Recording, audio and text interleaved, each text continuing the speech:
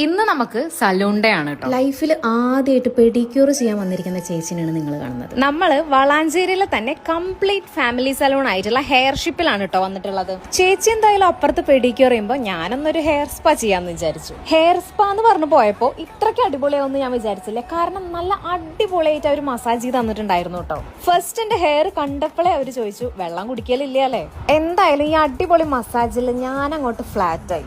ശരിക്കും ഭയങ്കര റിലാക്സിങ് ആയിരുന്നു. പിന്നെ ഇവിടുത്തെ കസ്റ്റമർ സർവീസിന്റെ കാര്യം പറയുകയാണെന്നുണ്ടെങ്കിൽ ഞാൻ പക്ക സാറ്റിസ്ഫൈഡ് ആണ്. നല്ല എക്സ്പീരിയൻസ്ഡ് ആയിട്ടുള്ള ടീമാണ് ഇവിടെ ഉള്ളത് എന്നുള്ളത് ഇവിടുത്തെ ഓരോ ട്രീറ്റ്മെന്റ് എടുത്തു കഴിഞ്ഞാലും നമുക്ക് മനസ്സിലാവും. മാസം മാസം വരേണ്ടി വരും എന്നാണ് ഒരു ഡൗട്ട്.